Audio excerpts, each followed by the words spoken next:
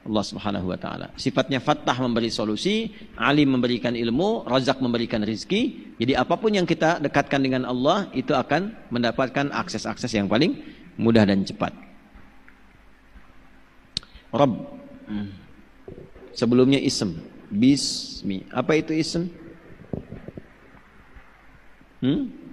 Mas muka. Isim itu bahasa Arabnya nama, bukan jimat. Saya punya isim, saya juga. Tapi isim saya ini ya, isim saya Adi. Isim itu nama, mas muka ismun artinya nama, bukan jimat. Ya. Wah ini kerisnya ada isimnya. Nah, iya, maksudnya dulu kiai ngasih ada isim, ada namanya. Ya kan?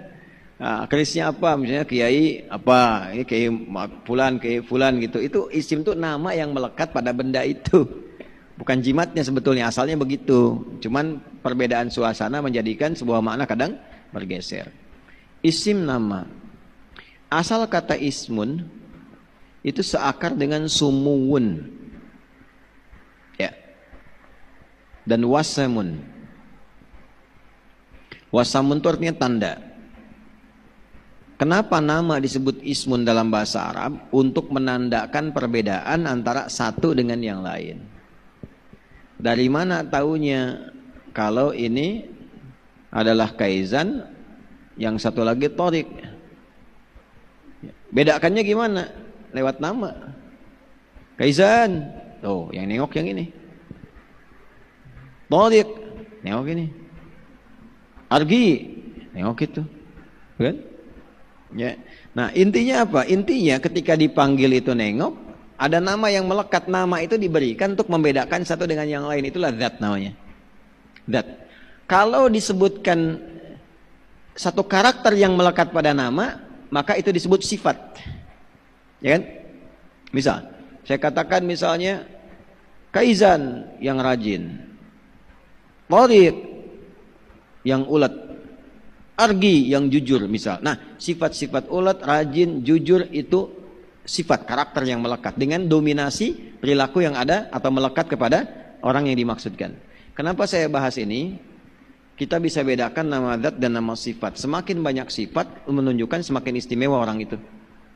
Nabi Muhammad semua namanya sallallahu alaihi wasallam itu semua namanya sifat. Selain Nabi Muhammad rata-rata nama zat. Nama diri saja. Adam, Idris, Nuh dan seterusnya. Nabi sampai ke Nabi Isa. Nabi Muhammad semua namanya sifat. Muhammad, Ahmad, Mahi, Kafi dan seterusnya. Ya, untuk menunjukkan saking istimewanya Nabi ini, semua yang melekat padanya semua sifat-sifat mulia. Itulah yang menjadikan beliau dipuji oleh Allah. Wa innaka la'ala khuluqin azim. Laqad kana lakum fi Rasulillahi uswatun hasanah. Nah, ismun juga seakar dengan sumu. Sumu itu artinya tinggi, terhormat, agung. Jadi kalau ngasih nama, berikan nama yang terhormat supaya ketika dibedakan dengan orang lain dia dibedakan dengan cara terhormat. Bapak boleh senang acara lawak, tapi jangan sampai senang dan fans kepada pelawak itu memberikan nama kepada anak dengan nama yang sama. Ya, tidak salah, cuman problemnya nanti ketika dia bertemu dengan temannya jadi candaan. Ya. Kan? Senang dengan spontan, anak diberi nama Huhui gitu kan. Ya, begitu ketemu Huhui gitu kan. Nah itu hal demikian tuh ya oleh Nabi dikoreksi, berikan nama yang mengangkat keagungan, ya berikan nama Abdullah, Abdurrahman, Muhammad supaya bangga saat dipanggil di hari kiamat. Ya, oh dipanggil tuh jelas, Pak Andre panggilnya tuh Abdullah, hamba Allah yang manggil Allah kan. Ya Allah, aku hambamu Abdullah, masa mau dihukum? Ya. Keren tuh namanya tuh. Makanya Allah sendiri kan yang menyampaikan tuh lewat Nabi Muhammad. Ni'mal abdu Abdullah. Ya, nikmat nama itu yang paling indah tuh Abdullah gitu. Tapi catatannya dekat juga dengan Allah. Ya, bukan nama Abdullah kelakuan kriminal gitu kan, enggak begitu. Ya, sepanjang mau sholat malam kata Nabi itu, sepanjang mau sholat, Nabi nama itu ibadah. Nama itu ibadah. Ya, makanya di barat juga nama-namanya tafaul ke para nabi itu. David, Abram, ya, apalagi John itu kan dari Nabi, dari Yohanes itu dari Yahya, ya Nabi Yahya John, itu kan Noah, Nabi Nuh, Kan di Jerman, Kan itu ke Harun nasabnya. Ya, Abram ke Ibrahim, Abraham. Michael ke Mikail, malaikat lagi itu nasabnya tuh. Ya. David ke Nabi Daud. Ya, rata-rata ngambil ke sana. Ya, sama dengan kita tuh, Mustafa, ya Syuaib misalnya, ya Harun, Pak Soleh, Nabi Soleh tuh. Ya, siapa lagi misalnya? Ya itu sertakan. Jadi di situ tafaul, melekatkan kepada orang-orang soleh supaya diikutkan ke situ. Ya, jelas saya kira ya ke aspek itu. Tinggikan. Maksud saya, kenapa di sini menggunakan kata ismun? Bisa Allah mengatakan begini, Iqra bi rabbik. Kenapa menggunakan ismi rabbik? Untuk menunjukkan bahwa jika Anda menumpahkan segala hal untuk percepatan kepada Allah, maka sertakan permohonan itu dengan mengagungkan Allah. Kalau sudah Allah agung, berarti kita rendah. Jadi kalau minta jangan merasa tinggi, rendah sebagai hamba, dan hadirkan sifat keagungan Allah. Nah, keagungan diantara namanya itu sesuai dengan kebutuhan kita. Itulah yang disebut dengan al-asmaul husna. Makanya orang yang minta dengan al-asmaul husna itu lebih cepat dijawab doanya dibandingkan dengan orang yang tidak menyebut. Nah, itu nanti kuncinya ada di Quran surah 17 Al-Isra ayat 110. Qulid'ullaha awid'ur rahman ayyamma tad'u falahul asmaul husna. Gitu. Sebut nama aku, kata Allah. Kalau kamu ada kebutuhan, ingin akselerasi, sebut, minta kepadaku. Atau sebut Ar-Rahman. Tapi kalau kamu paham, kata Allah ya, kalau kamu paham, cari namaku yang sesuai dengan kebutuhanmu. Jadi Al-Asmaul Husna itu bukan cuma nama-nama terbaik, kurang lengkap. Nama-nama Allah terbaik yang disiapkan sesuai kebutuhan hamba saat minta. Jadi kalau minta ilmu, yang belajar-belajar sebut ya Allah ya Al-Alim. Ya, ada masalah pengen solusi, ya Allah ya Al-Fattah. Ada problem pengen tambah kekuatan, kesabaran, ya Allah ya Sabar.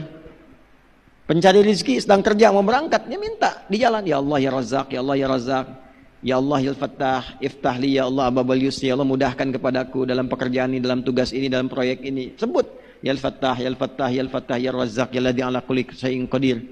Sebut. Pengen mata sehat, natap, ya Al-Basir. Pengen pendengaran benar, ya Sami'. Sesuai dengan kebutuhan. Boleh hafal semua, tapi kalau minta nggak harus semua dibaca. Nggak punya masalah dibaca, ya Allah ya Sabar, dikasih masalah. Sesuai kebutuhan aja, ya. Nah, di sini Allah sampaikan Iqra bismi rabbik Muhammad, baca dengan keagungan Rabbmu.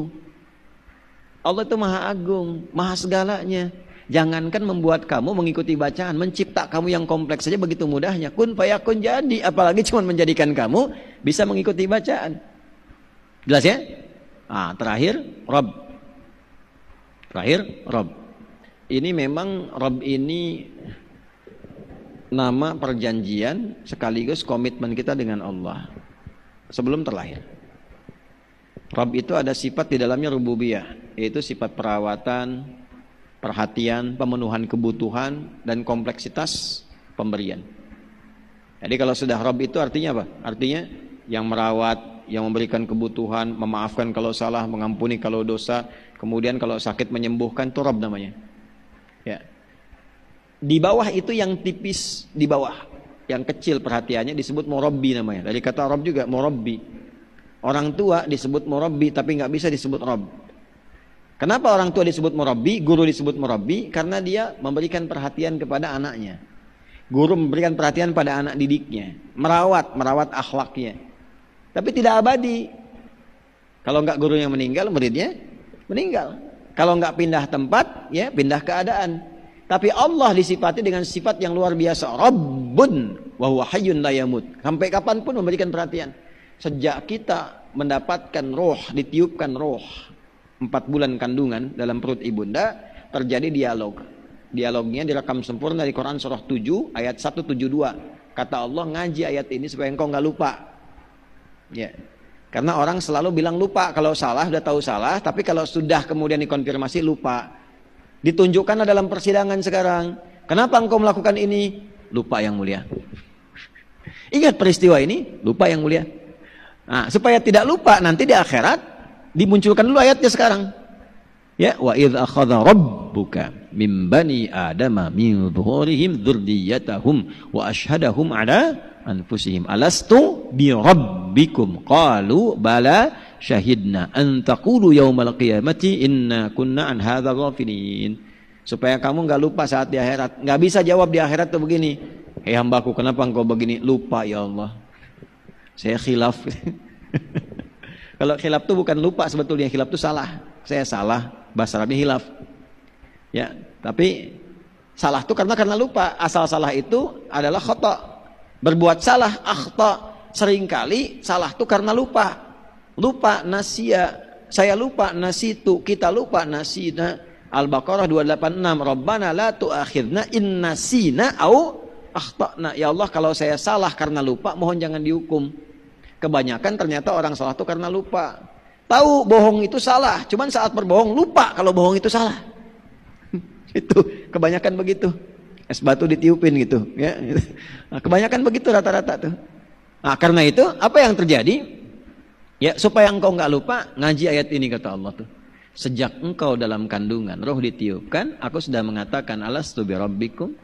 Apakah engkau berkomitmen menetapkan aku sebagai Rabb? Maksudnya, engkau menuhankan aku yang telah menciptamu. Aku akan memberikan kebutuhan, merawat engkau, memberikan perhatian, ya, mencukupkan rizkimu. Kalau sakit aku sembuhkan.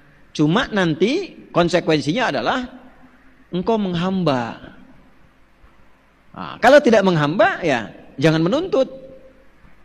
Ya Allah, engkau akan berjanji akan memberikan rezeki. Kenapa aku tidak diberikan?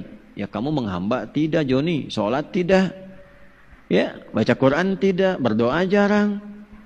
Begitu ada masalah mengaku diuji. Saya sedang diuji ya Allah. Sekolah enggak, ikut ujian itu.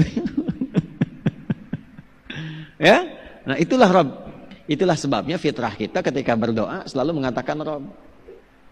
Untuk orang tua, Rabbighfirli waliwa hidayah. Salah, Rabbana zalamna anfusana. Rabbi auzi'na an ashkura ni'mataka allati an'amta alaiya. Doa paling pamungkas, Rabbana atina fid dunya hasanah wa fil akhirati hasanah wa qina. Nah, itu tandanya kajian mau selesai. Pakai Rabb. Maksudnya apa? Kalau sedang susah, ada masalah, merendah. Agungkan Allah. Sebut namanya ya Rabb. Bukankah engkau yang berjanji sejak aku dalam kandungan, engkau akan memudahkan urusan setiap sulit hambamu. Engkau yang akan menyembuhkan ketika hambamu sakit. Engkau yang memudahkan ketika hambamu sulit. Seperti yang telah engkau maha ketahui ya Allah, hamba berada dalam posisi yang sulit. Dan hamba menghamba kepadamu, karena hanya engkau yang punya kuasa dan menyayangi hamba. Kalau pada yang maha kuasa dan maha sayang tidak mengabulkan, kepada siapa lagi hamba mesti bermunajat. Itu kalau sudah keluar kalimat itu biasanya cepat. Biasanya cepat. Mencipta aja begitu mudah, apalagi hanya sekedar mengabulkan satu doa. Jelas? Nah,